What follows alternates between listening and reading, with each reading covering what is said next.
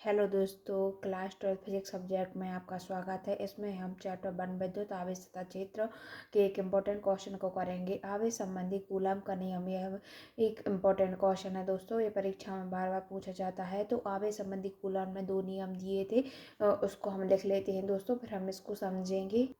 तो दोस्तों, आवेश संबंधी कूलम ने 2 नियम प्रतिपादित किए थे। फर्स्ट क्या है कि किन्हीं दो बिंदु आवेशों के मध्य लगने वाला आकर्षण या प्रतिकर्षण बल का मान उनके आवेशों के गुणनफल के समानुपाती होता है। तो दोस्तों, जैसे किन्हीं दो बिंदु आवेश हैं, उनके मध्य लगने वाला आकर्षण प्रतिकर्षण बल का मान उनके आवेशों के गुणनफल के समानुपाती होता है। जैसे दोस्तों, हम मान लेते हैं कि ए बी 2 बिंदु आवेश हैं, जिन पर आवेश क्रमशः, जैसे हम दोस्तों मान लेंगे यहाँ पर कि ए बी एक, तो दोस्तों हम यहाँ पर मान लेते हैं कि ए तथा ए बी 2 बिंदु आवेश है, जिस पर आवेश क्रमशः Q1 तथा Q2 है। मतलब ए पर Q1 आवेश है तथा बी पर Q2 आवेश है। तो इनके मध्य लगने वाला बल क्या है, F है, और इनके बीच की दूरी क्या है, R है। तो दोस्तों यहाँ पर हम लिख लेंगे कि माना ए तथा बी 2 बिंदु आवेश है, जिन पर आवेश क्रमशः Q1 तथा Q2 है। इनके मध्य लगने वाला बल F है। तो प्रथम नियमानुसार हो जाएगा दोस्तों। पहले हमें लिख लेते हैं। तो दोस्तों हमें लिख लेते हैं कि माना 2 बिंदु आवेश ए तथा बी है।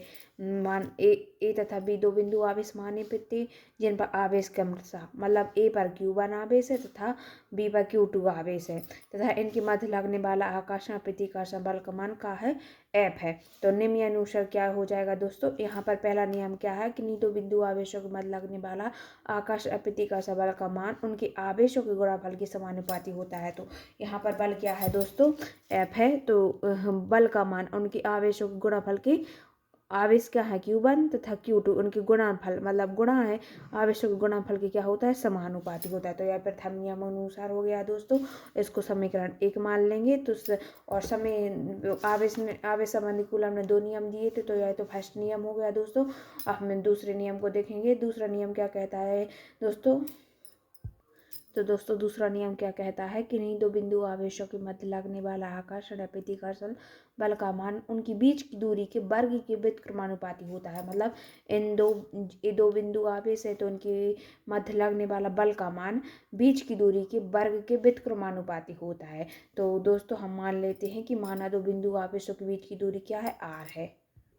तो दोस्तों हम मान लेते हैं कि माना 2 बिंदु आवेशों के बीच की दूरी क्या है, R है। तो निम्नानुसार क्या हो जाएगा। तो नियम क्या कहता है कि 2 बिंदु आवेशों के मध्य लगने वाला आकर्षण प्रतिकर्षण बल का मान उनकी बीच की दूरी के वर्ग के व्युत्क्रमानुपाती होता है। वर्ग व्युत्क्रमानुपाती होता है, मतलब बीच की दूरी क्या है, R है, उसका वर्ग कर देंगे और व्युत्क्रमानुपाती होता है, मतलब तो 1 के बटे में लिख देंगे दोस्तों। तो यह दूसरा नियम हो गया। इसको समीकरण 2 मान लेंगे। अब समीकरण 1 व 2 से क्या हो जाएगा, समीकरण 1 व 2 से, 1 व 2 से क्या हो जाएगा दोस्तों। अब F है, बल है, और ए भी बल है। तो इस साइड के बराबर ए भी बल है और ए भी बल है। तो समीकरण 1 से 2 से क्या हो जाएगा, F समानुपाती Q1 Q2 बटे R² ये हो जाएगा दोस्तों। अब ए समानुपाती हटेगा तो यहाँ पर एक के नियतांक आएगा, जिसे के नियतांक आ जाएगा दोस्तों। इसका मान क्या होता है, ये है एक नियतांक है, और इसका मान कितना होता है दोस्तों, यहाँ लिख देंगे हम। तो दोस्तों ये यहाँ पर लिख देंगे, जहाँ के एक नियतांक है जिसका मान 9.0 गुणा 10⁻⁹ न्यूटन वर्ग स्क्वायर मीटर बटे कूलम स्क्वायर होता है। तो यहाँ पर ये लिख देंगे दोस्तों। के का मान दोस्तों वायु तथा निर्वात में के का मान 1/4πε0 में होता है। तो यहाँ इस के का मान ए भी रख देंगे, तो यही कूलम का नियम हो जाएगा दोस्तों। तो यहाँ पर हम लिख लेते हैं कि वायु तथा निर्वात में के का मान 1/4πε0 भी होता है। तो के स्थान पर ये रख देंगे, तो यहाँ पर आ जाएगा दोस्तों। यही आवेश संबंधी कूलम का नियम है। इस प्रकार से दोस्तों आप भी सॉल्व कर लेना। यही आवेश संबंधी कूलम का नियम है।